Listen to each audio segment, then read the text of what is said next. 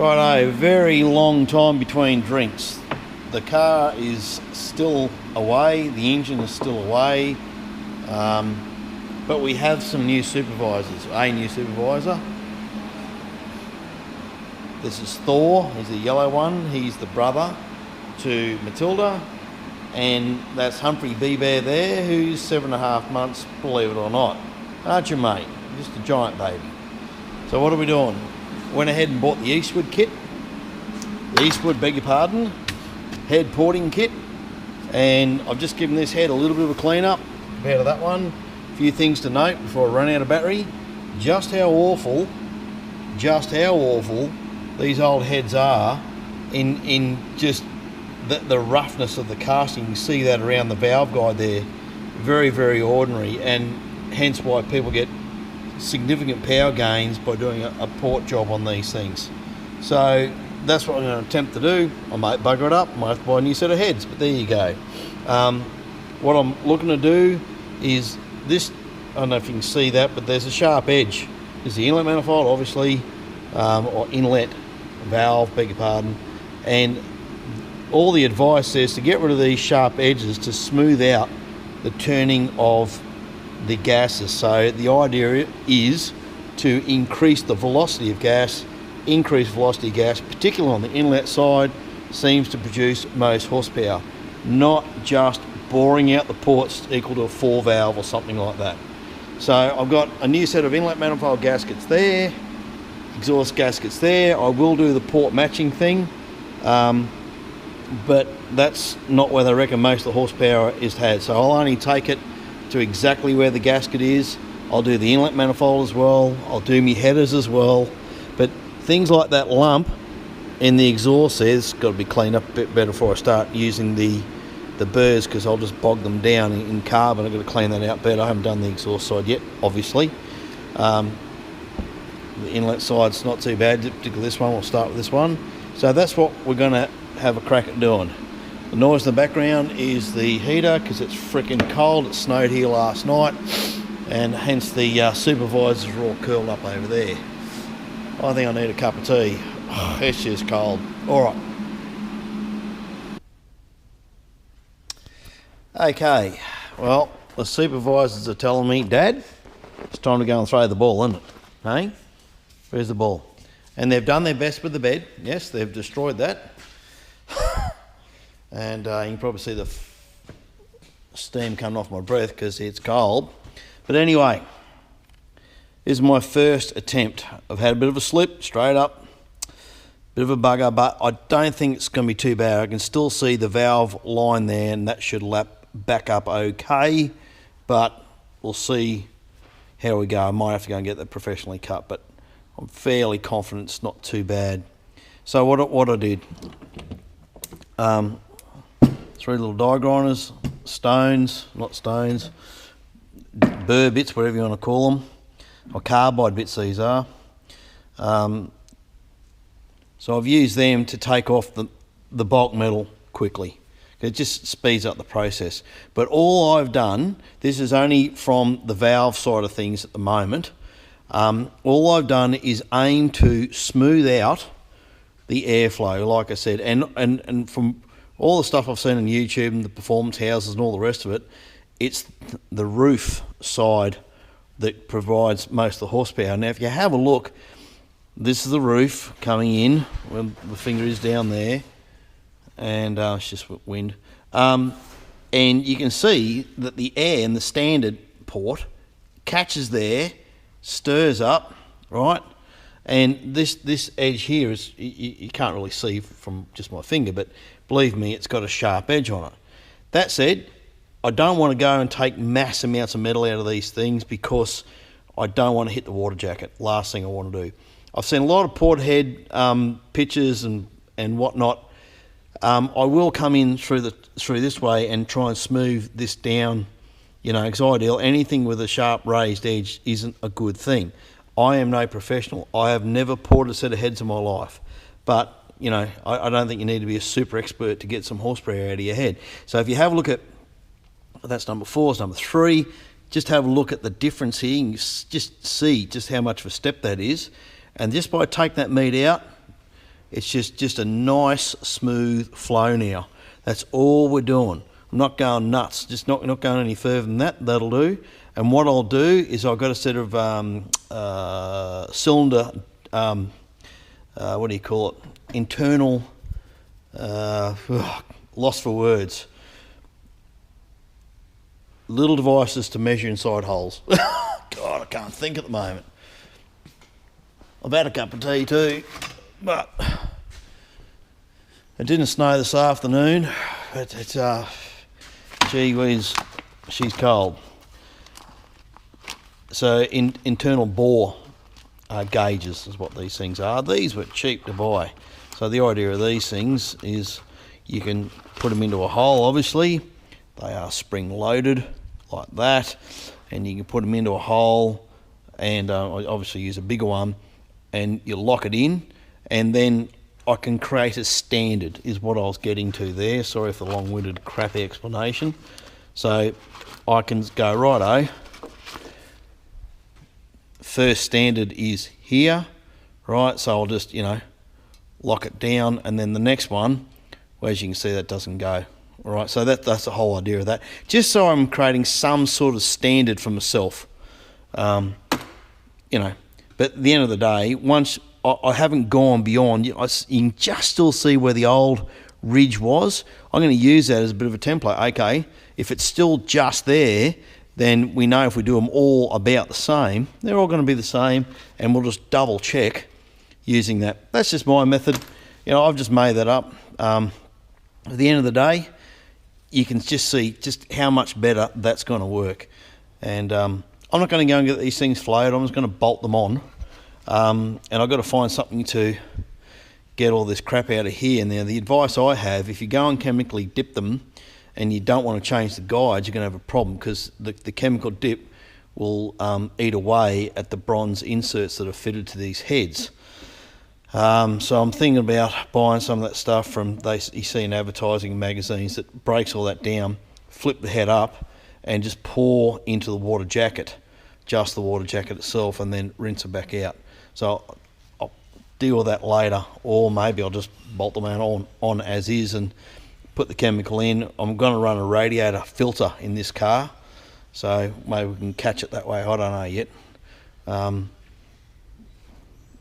Later, I don't know, because I'm not going to go and get them dipped, and I really don't see the need to get the heads faced, because they were done. These things haven't done 10,000 K since they were built. So although they look messy, that's only because I was sitting around with all the inlet valve guide seals looking really rubbish.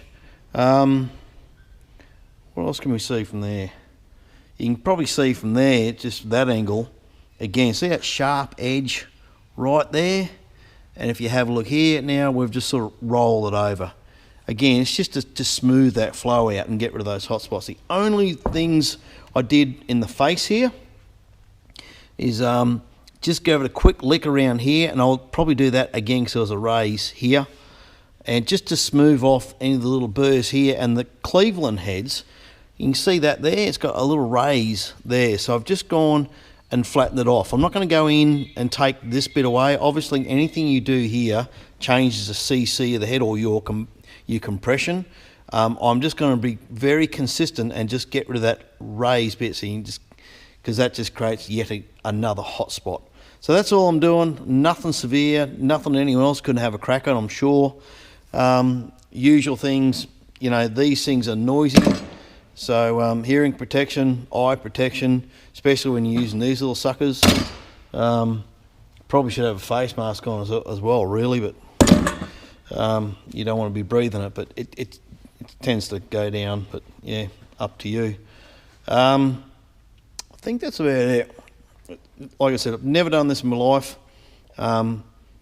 Thanks to YouTube, plenty of people out there put a lot of good information out there. So yeah, you can see in the exhaust port here. So again, all I've done, it's just nice and smooth now. And there's a step there and quite a ridge there, and I've just smoothed that ridge out. That's all we're doing. And then we'll get to the port matching later. And again, I won't be going stupid when we do that. But you can see in there, so it's just smoother flow out compared to what what it is in standard form. So really, that's all we're doing. Nothing really exciting. All right, where's the ball? Hey, where's the ball? Where is it? Come on, let's go. Okay, so I don't know if it's going to show up in the video really well, but so I've done all the, I guess, throats of each inlet and exhaust on the left-hand head. So we haven't done the right hand yet. So the way I'm doing this is I'll do all the valve areas before I start doing the intake port and exhaust ports. So do all these, then I'll do all the inlets, same again. That's just the way I'm doing it, just so that I'm not going backwards. So I found with doing this, I did go back a little bit, you know, when I was using my standard, as it were, you know, it's around about the same each one. It's all about the same. That one's a bit more. At the end of the day, I think it's going to be a dramatic improvement. Again, you look at the way it was, look at the lip in there, it's just all that swirl from there, but you know, to now we've got this nice smooth flow, you know, sharp ridge. They've all got nice radius on it now. The exhaust, really not a lot to see here. It's just, see there's rotten old casting in there. You know, it's just not good for gas flow. So they've all been cleaned up, you know, just so it's smoother, that's all. And on the exhaust port, just remove some of that rotten old oil from that rotten old EGR port. Thank you, government. So you can just see, just again, it's just designed to get smooth flow. Now, in the face of the head, and this is the experts from Eastwood, thank you for their video. Another guy, I can't remember his name, I was just watching this morning again just to refresh myself. They don't reckon grind out anything other than a hot spot, a rise or a sharp edge in here. So I've literally gone around and licked with a second-hand arbor, as per what the Eastwood guy said, and just to get the sharp edges off. You run your finger on that. I mean, I'm doing it, but you know, you can feel just how rough that is. But you go along here, it's nice and smooth now. And these little casting marks, like I said, I've just got rid of them. And you don't want to go too much in here because you're going to change the CC of your combustion chamber. So I'm trying to keep them very, very minimal grind and very equal. So I don't want to change it too much. Probably could go in there, you know, how long's a piece of string? I'm not too worried about those. You know, I'm just going to leave it alone. These are not going to be super high performance head, but from all accounts, they'll flow a whole lot better and the car should work a whole lot better. Now that valve, the mistake. Have a report, you can see there, so I just quickly got the valve, got some fine lap paste, put it in, and look, sure enough, even with the fine and a quick go, I was able to get the definition of the valve seat back. So I'm confident, based on what I've done on plenty of other engines in my life, that that'll be fine. So if you have a slip, don't panic. This is not an ideal situation. You don't want to be in the situation where you're grinding in here before you cut your valve seats, or even before you put new valve seats in. But these things are only done 10,000 K. I don't want to bin them. So if I can get away with it, I'll get away with it. And that's why I've done it this way. You know, if it goes pear-shaped and you know, bugger one or two, whatever. But I'm confident that's the only one I really slipped on. What have I done too? That's right, just a lesson in life. So I tried, and now I know, please learn from my mistakes, that you do not, so you'll find you'll wear one tip, particularly these flat ones, get it out, you'll wear one tip fast, you know, as you put it in. Don't try and reverse it to get a better, you know, a better abrasion by rotating it. It just unwinds itself. So don't do that. Only goes one way. That's about it. So I'm just going to clean this head up now, degrease it, do what I did with the other one, and you know, clean the face of it, and then hopefully by the end of today, if I can get, you know, the combustion chamber areas done, that'll do for today, and then we'll go into intakes, and then of course we've got to do the headers, and we've got to do the inlet manifold as well. So they did say there's many hours in this. I would suggest at this point, really, that's been 3 hours to get to there. But also filthy heads. It'd be nice that, you know, I thought about putting them in the blaster, but that's just going to wreck and blast with all the crap in them. By using the carbine bit first, it is saving these. You know, they say do not try and use these on a messy head like that. Well, I used the carbine tip first after I degreased it, blah, blah, blah, and I really haven't had much problem because it was pretty clean to start with. Also, what was I using? I found the old throttle body cleaner because it's a good carbon breakdown, so it helped me out cleaning this out. So there we are, there we have it. Nothing over the top. Didn't go really heavy in, you know, bringing the valve stem bits down, just took them down a little bit, and again, like I said, just smoothed the ridges over so they're all about equal. That's about it. All good. Well, while the supervisors contemplate where the ball went, because it's throw the ball time, isn't it? Hey? Teddy bears. And there's a new addition to, that's Thor, because, anyway, we have Thor because our daughter had a life change, so that's what you do as parents. Anyway, where are we up to? It's all important that we find the ball. Well, if you don't drop it under the toolbox, you won't lose it, will you? Anyway, so, as per what everyone says, including Eastwood, I've got myself a set of inlet manifold gaskets, and I've put them on the inlet manifold. Now, first thing I notice is that the holes where the bolts go have a bit of latitude, in fact too much latitude. So before I scribe it out, and I have already scribed it out, I don't know how it looks. Yep, I can see the line enough it's showing up on film. I'll probably get a texture and mark that out better, but you can see the line there. You can see there's quite a lot of meat that's got to come out to do this port matching. Getting back to this, I decided that from all the stuff I've read, watched, blah, blah, blah, as far as my education goes, thanks puppies, just knocked me into the bench. You don't want to be grinding mass amount of meat off the bottom of the runner. You want it off the roof, as they call it, of the runner. Of the inlet tube, whatever you want to call it. Let's call it a runner, let's do that. So I positioned this so the bolts were firm up against the gasket, that this was mid position for the EGR port. Yes, the EGR port, the dreaded EGR port. And that they were all central, and that's where I had it right there, around each one. And as you can see, there's quite a lot of meat. I'll get the old torch out here. There's quite a lot of meat that has to come off.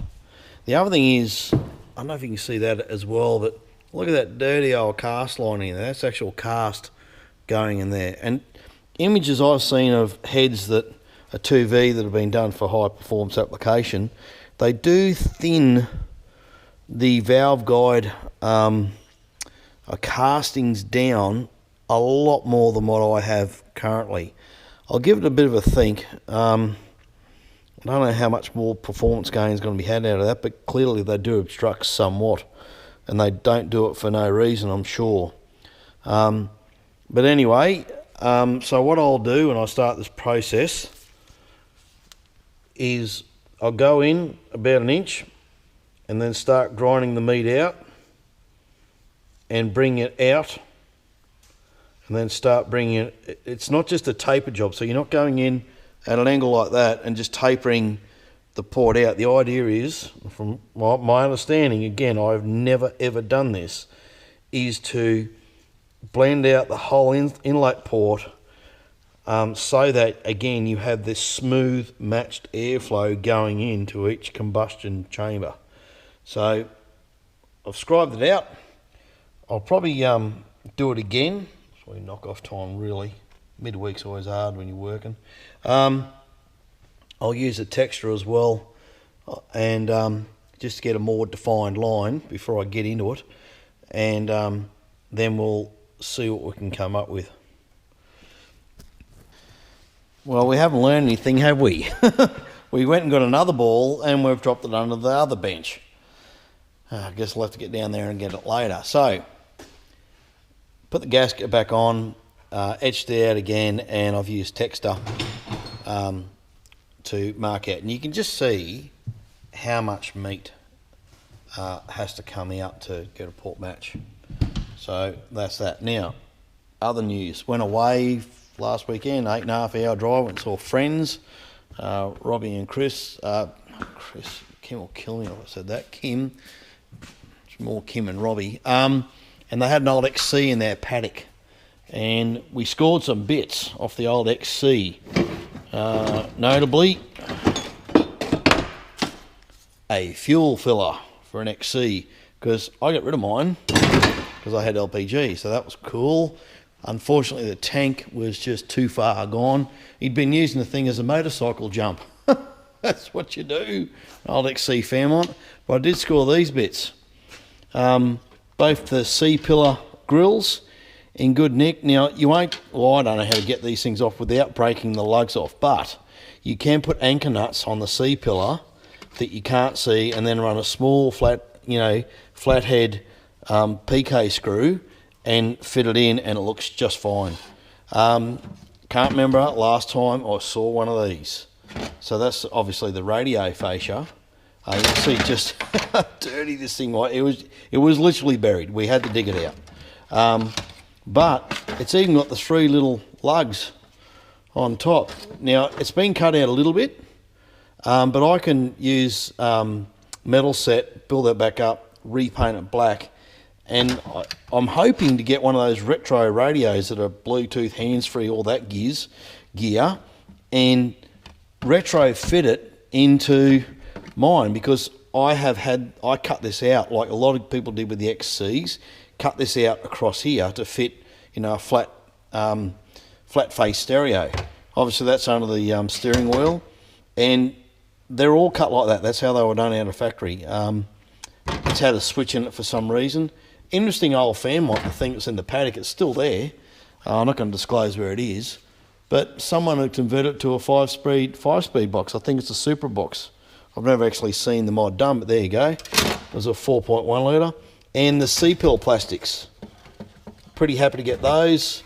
And the aircon. Look, I've got all these, but they're hard to get a hold of unbroken. So when you see them, grab them. Got a door handle, a door mechanism, because the door mechanism came with the little plastic pieces on it. So here we are here. And the EPA tubing for the XC tank, I got a set of that. So it was a really worthwhile trip, and great to get down there and get on a bit of farm life in here, and a bit of clay shoot and all that sort of redneck stuff. It was good. Anyway, so that's where we're at with that. Car won't be too far to be coming out of paint, and the engine will be back here in 2 weeks. So that's why I'm trying to get these heads done, and see how the valves go up before I go away, and to where the engine is. And if the valve seats don't look good if I've damaged them at all after I try and lap them back in, there's only one that I'm really worried about, then I'll go and get them recut. And it won't be a problem, because like I said, these are new seats and new valves, so I'm sure that you can get one good cut out of that. Won't be a problem. So that's where we're at. You dog's right, seriously. Well, there's one ball. Well, it's that time of the afternoon where I'm being told, Dad, it's time to throw the ball. We've had enough watching you in the shed. All right. Yes, I know. You put the ball under the bench again, didn't you? I'll get it. Okay, so pretty close to finishing the first set of inlets. Not bad. A bit more to go to get it absolutely perfect. I did put the gasket back over onto the manifold just to make sure that where I was lining up here was lining up here. Again, a bit of a problem when the bolt holes are much bigger. And as a loose aside, we'll flip it over and flip it over that way. And just to compare apples on apples, I suppose, I could have got the other gasket and done that. It would have been a bright idea, blue. But you can see just how much more meat, you know, you're dealing with here. So, and back over. Just line him up. Significant difference. Very significant difference. And you run your finger down, you know, the side, and you can just feel that, you know, it's just a smoother path, a flatter path, which is, I guess, the aim of the game here. This will be interesting. I have to go buy myself another carbide bit because none of mine are suitable for aluminium. But have a go at that. That's how much meat has got to come out of this. That's going to be huge. So I went and bought myself a new toy, thanks to my wife, let me spend a bit of money. I just bought another. I've had this old Stanley for years. It still works fine, but I don't think it's as fast. Frankly, I don't think it does. But it's still working really well. It's had a flogging, that thing, really has. Probably wasn't designed for commercial use, but I don't know what brand I even bought. I just went to Gas World and said, just give me a better one. So I did that. And it's just been handy to have two bits on the go. I got a bunch of these carbide burrs, and they're not bad, but this one, I don't know where they were made. I can't remember. I bought them from a company in Cairns years ago. I got this from Gaswell today. It's an American-made bit. I've had to cut it down. It was just too damn long, but it clearly rips away metal a lot faster. So, you know, it's one of those things. Pay for what you get. So there we go. We're not too bad. And I slipped, so I'm going to have to .co that and just one of these. I call them a .co. It's probably not the right term, but I'll just get one of these and just buff that back away gently on that face. No biggie, yeah. But just be careful. These things do bite. Was actually using one of my other ones, and they'll slip. They'll bite in and chatter. I'm noticing this one not as bad, but it will chatter. So, just tips that I've found mucking around with this. There we go. And you can probably see just obviously there, you know, lining the heads up pretty close. You can just see just how much bigger those ports now are. So, and it wasn't a matter of trying to make them super huge. It's just bringing them out to the 2V gasket and not tapering out. The idea wasn't to taper out. The idea was to make it pretty flat. So you start in and then come back out to the edge, not the other way around.